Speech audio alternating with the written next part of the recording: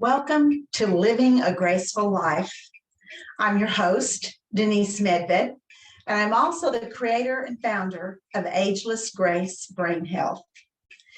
I'm here to remind you that it's never too late to begin making choices to create the life that you want to live.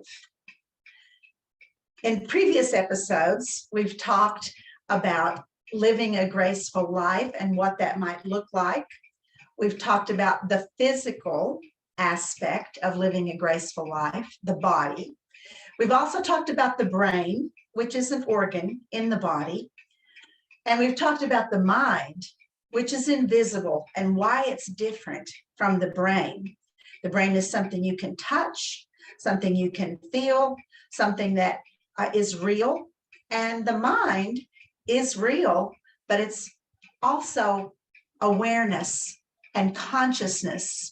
It's about choosing to think certain kinds of thoughts and putting those thought processes together to establish beliefs and convictions and opinions that matter. Tonight, instead of talking about the physical or the mental, we're going to be talking about the emotional, and we're going to be talking about your emotional brain. So before we actually talk about how the brain produces certain chemicals that help us to change our attitudes or our mood, to alleviate stress or anxiety, we're going to talk about what emotions there are that we might be using. First of all, if you've ever attended a workshop on emotions or read an article, you're likely to have heard that there are really only two emotions.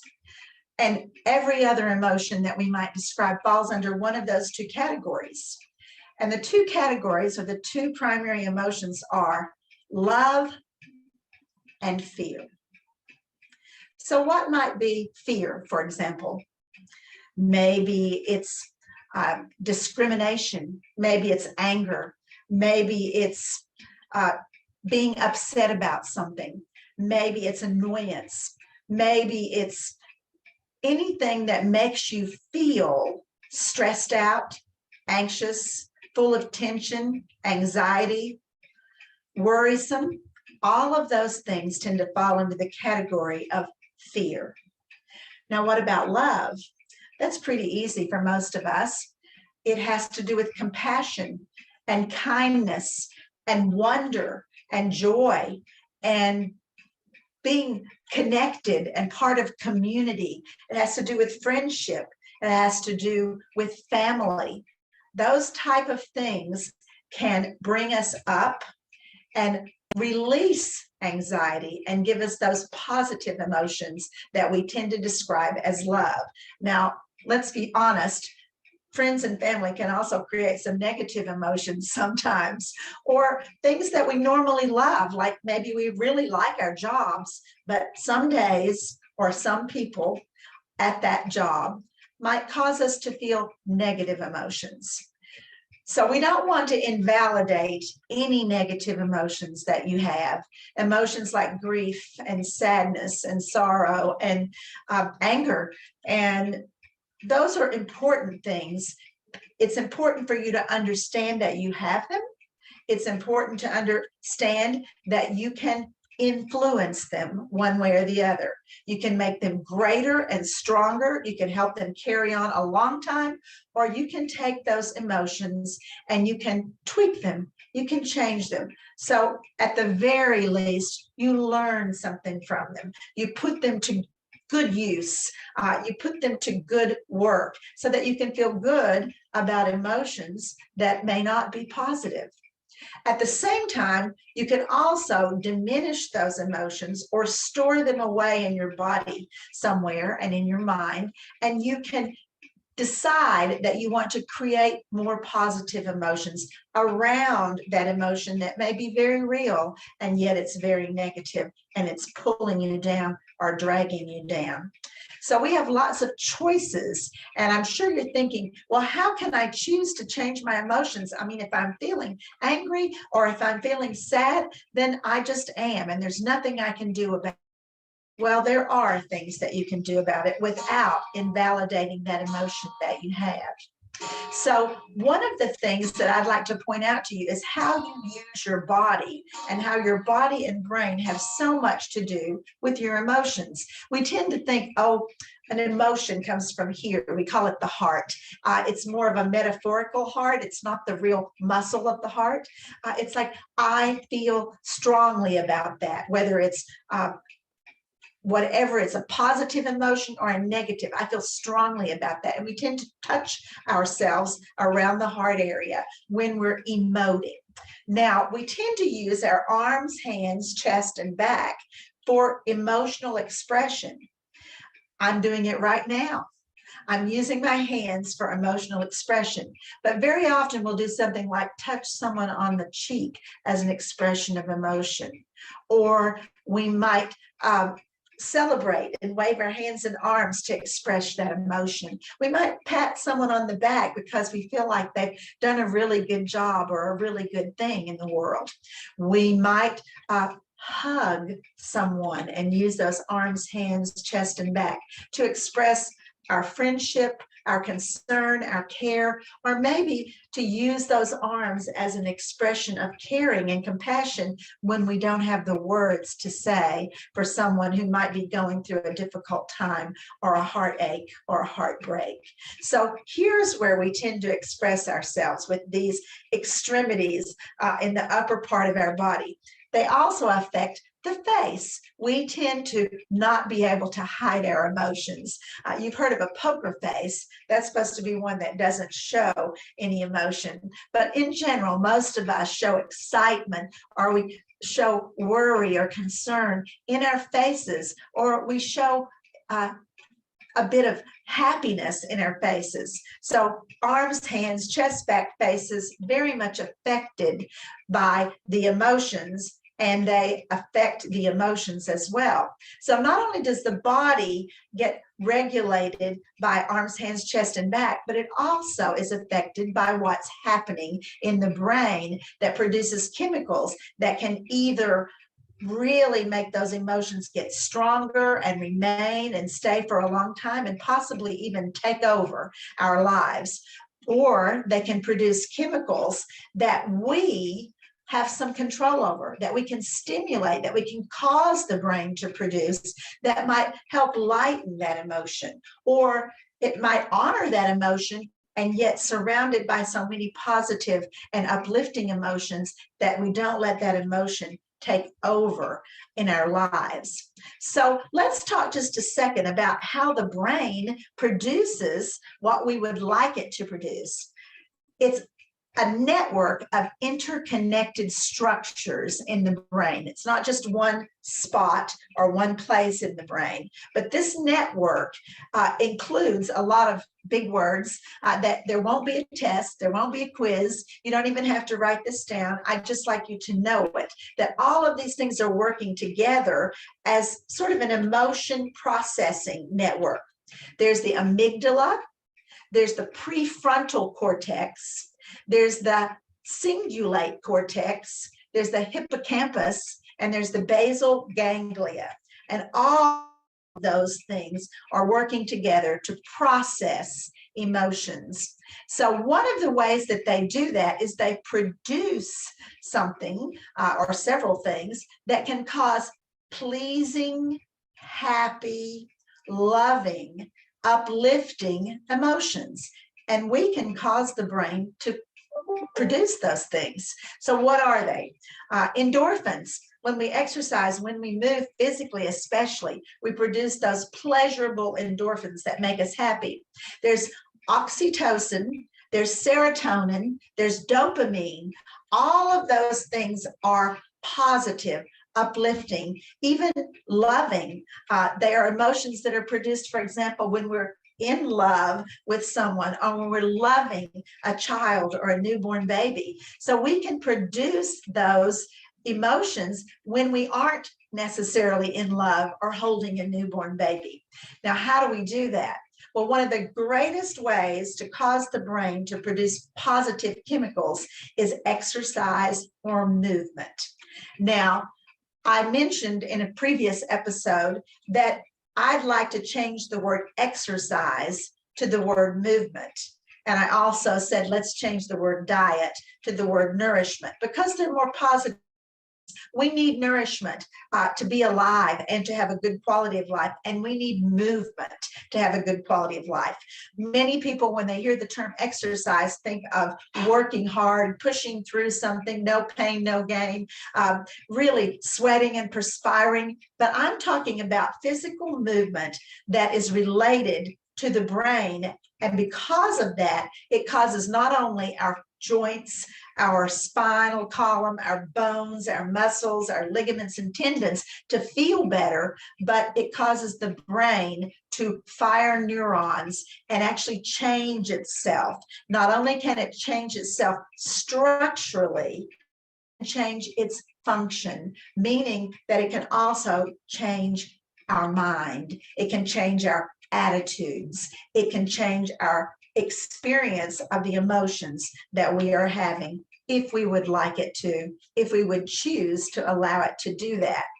So there have been research studies that show that movement or exercise has a profound effect on stress, anxiety, depression, ADHD, ADD. All of those things are affected by movement. And here's one of the reasons why. Neuroscientists have discovered that the primary purpose of the brain being located in the body is to control movement of the body. So not only does the brain control movement, but movement affects the brain. So it doesn't have to be hard. It doesn't have to be difficult. It doesn't have to be challenging. It doesn't have to cause us to really perspire and sweat. What it has to do is cause us to stimulate our brains by making movements and to train our brains to speak more quickly and have a dialogue more quickly with our bodies. So when we move, we also produce hormones, proteins, and other chemicals like the ones I mentioned before: oxytocin, serotonin, dopamine, endorphins, that cause us to have a more pleasurable, happy experience of our day. Because it doesn't just last during the 10 minutes or 30 minutes or hour that we're moving. It lasts, sometimes it's different from person to person, for the entire day or even into the next day or the day after that, because we've produced so many positive and pleasure-producing chemicals from our brain through movement. So one of the things that I'd like to mention to you, one of the ways that exercise really helps us and affects us, is it can give us cardiovascular health. It can give us more energy or endurance. It can help us regulate our blood sugar levels, and it can help us with oxygen intake, but it can also help us with mood. So they've proven that 10 minutes of exercise or movement, as I like to call it, can actually do all of those things. And that if you were to choose 10 minutes, maybe in the morning, 10 minutes later in the afternoon during that slump time, for example, and maybe 10 minutes in the evening of maybe milder movements, that 10 minutes segments 3 times a day is actually as or more beneficial than working out for 30 minutes. So I have some good things to say about 10-minute exercise. And I'd like to show you a couple of exercises that I know can definitely affect your mood and your attitude and your emotions. So in these episodes, I typically show you one tool or exercise from the Ageless Grace Brain Health Program that can help you with whatever we've been talking about. Tonight, I'm going to show you 2 things that you can do at home on your own that can produce a more positive attitude and a more upbeat emotional experience, regardless of what you're going through in your life. If we're sad, we're sad. However, that doesn't have to be the overriding emotion. It can be an important emotion surrounded by other emotions that we've chosen to add into our day. And that's when we can actually create the life that we want to live and make it more graceful by choosing to add in positive and uplifting feelings, emotions, and attitudes. Now, I'm going to show you these two. One I'm going to do with music, and one we're going to make our own sounds and noises. And the first one is called Dance Party. It's very simple. And if you don't like to dance, or if you think you can't dance very well, then this exercise or tool is for you. First of all, we do all of our exercises or tools seated. And the primary reason for that is that when we're seated, the brain engages immediately and figures out, well, how do I do this dance sitting down in a chair? I usually do this standing up. Or the brain engages and says, what? How do you do this step or this dance seated? So anytime we sit down and do exercise, we're not only working the brain, we're working the core of the body, and we're causing the body and brain to talk to each other and to produce those chemicals that we would like to produce for more positive and uplifting emotions.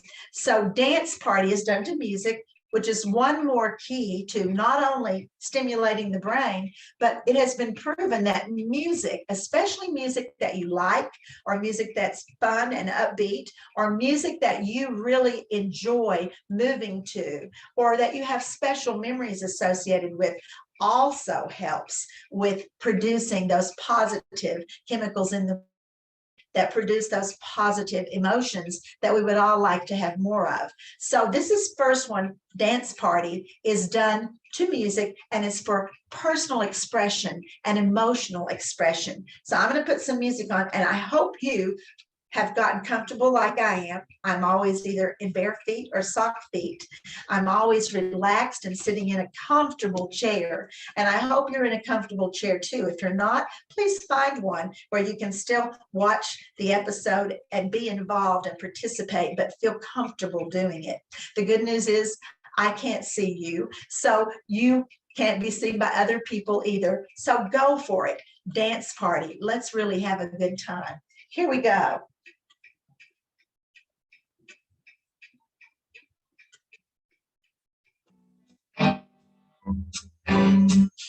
So let's first just dance our arms and hands.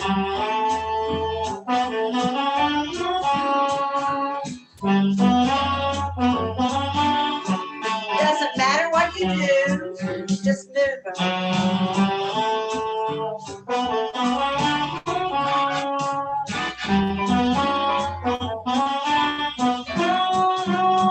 Now let's add our feet. And again, it doesn't matter what you do with them. Just move them around like you're dancing.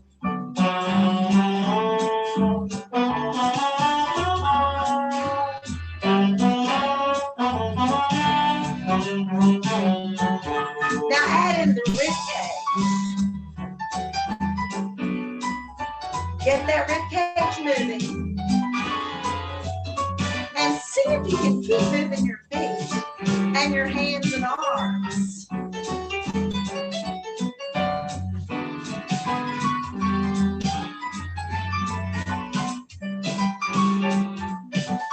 Now let's move our knees. Let those knees dance.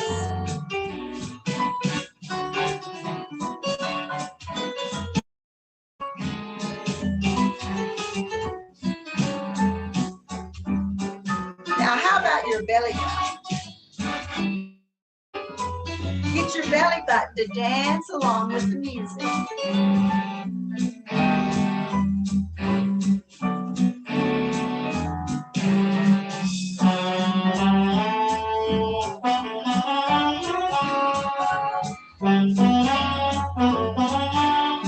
Now let's actually do some dances. How about the monkey?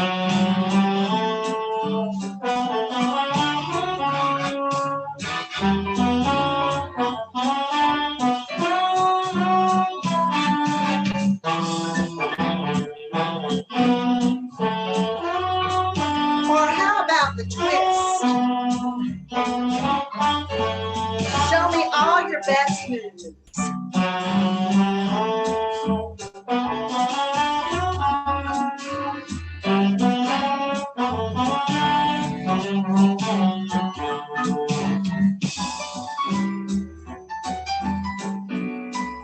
How about the swim?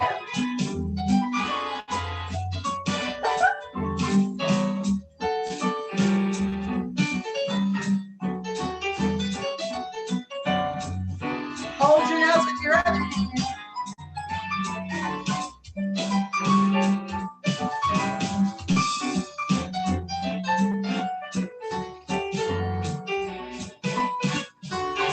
Are your feet still moving? How about if we try the jerk?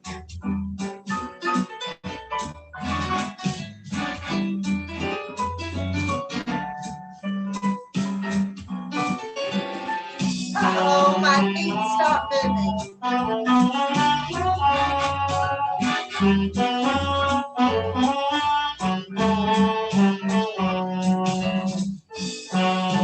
How about the pony? Prance a little.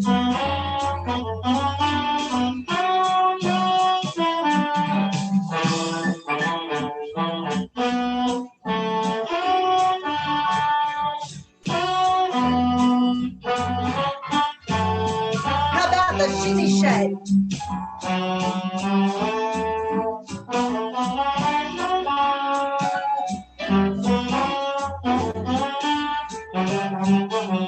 Loose hands, open your lips and part your teeth.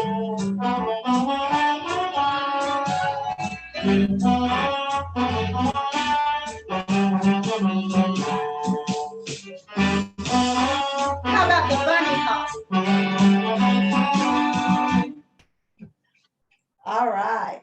Now, hopefully you feel a little more uplifted and positive. Hopefully you released some endorphins and had a good time. So that's one, dance party. Put on any music that you like at home and dance in your chair so that your brain has to figure out how the heck to do it from a seated position. Now, the next one is called Breathe Out Loud.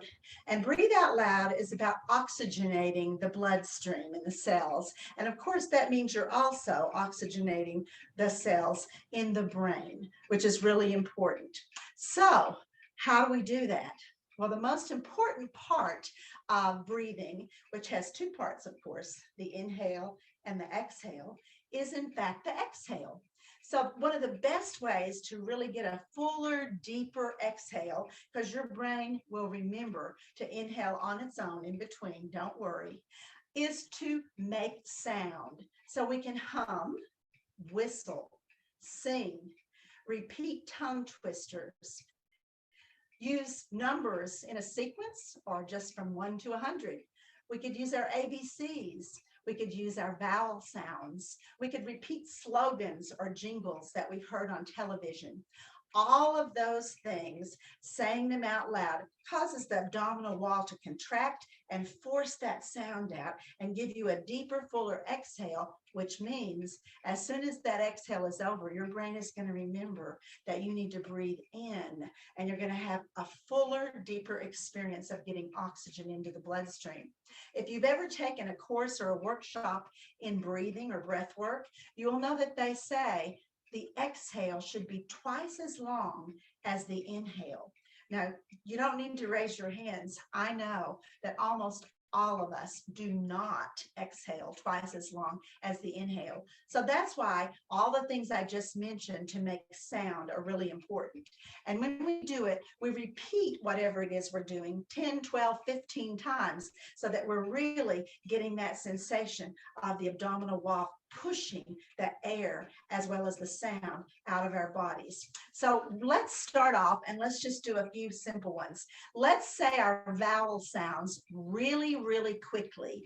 English vowels, A, E, I, O, U, as fast as we can. And as we do it, let's move our joints. A-E-I-O-U, A-E-I-O-U, A-E-I-O-U, A-E-I-O-U, A-E-I-O-U, A-E-I-O-U, A-E-I-O-U, A-E-I-O-U, A-E-I-O-U, A-E-I-O-U, A-E-I-O-U, A-E-I-O-U, A-E-I-O-U, A-E-I-O-U, A-E-I-O-U, A-E-I-O-U, A-E-I-O-U, A-E-I-O-U, A-E-I-O-U. And stop. And you might even feel a little breathless, which is great because we're also doing some movement to help force that sound out of our lungs and our abdominal wall with our abdominal wall.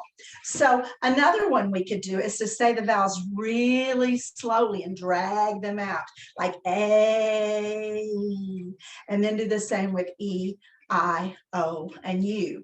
So another one that we could do is a tongue twister. So what say rubber baby buggy bumpers fast as we can, and I can already tell you I'm going to get so mixed up, but I'm going to do my best, and don't stop when you get mixed up.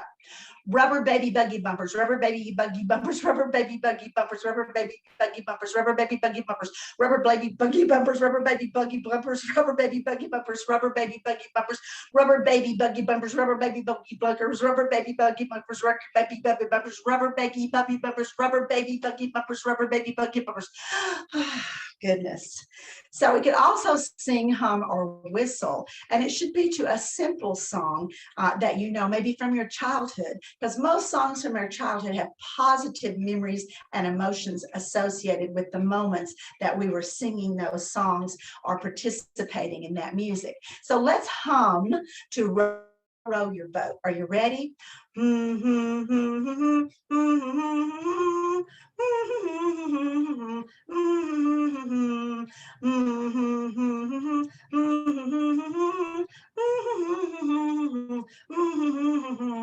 You can see how only doing it twice really causes your abdominals to squeeze and that sound to push out. You could do it 4 or 5 times. And don't forget to whistle to some songs. Doesn't matter if the whistle actually comes out. Maybe it's just air. That's okay. Or singing the words to some songs. So all of these things, sounding, making a noise, imagining maybe some kind of emotion like happiness, like I just won the lottery, woo-hoo-hoo, yahoo, woo-hoo-hoo, and you would sustain that and carry it on for a while. So I hope you will practice dance party and breathe out loud at home on your own. It's not only good for the brain and the body, they're also good for the emotions. If you'd like to know more about how to discover what the 21 simple tools are for lifelong comfort and ease, you can go to our website, agelessgrace.com, agelessgrace.com. And there are wonderful blog articles on all different kinds of things that have to do with the brain. There are handouts, there are printouts, there are downloads, there are video clips, and we also have classes that you can buy. And once you buy them, you own them and you have them on your computer, and you can do Ageless Grace classes with me personally. There are workshops on there that you might enjoy, and there are also seminars to learn more about the 21 tools or 14-hour certifications so that you can get certified to teach this program and share it with others. So this has been Living a Graceful Life, and I'm your host, Denise Medved, and I thank you so much for joining me tonight. I always leave with a what if thought. So what if each one of us were to choose every day between now and the next episode a positive emotion that falls under the category of love? And that was to be our overriding and guiding emotion for the day. I think if we did this for 7 days, for a whole week, each one of us, that we could change the world for good. Thank you for joining me.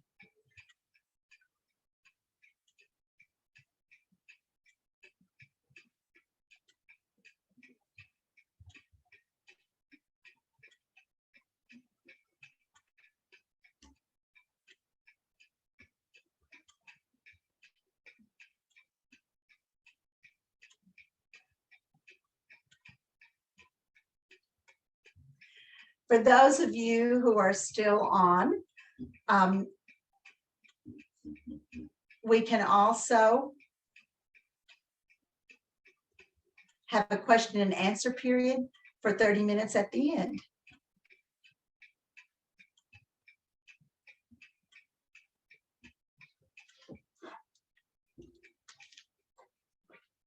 So I'm going to come up here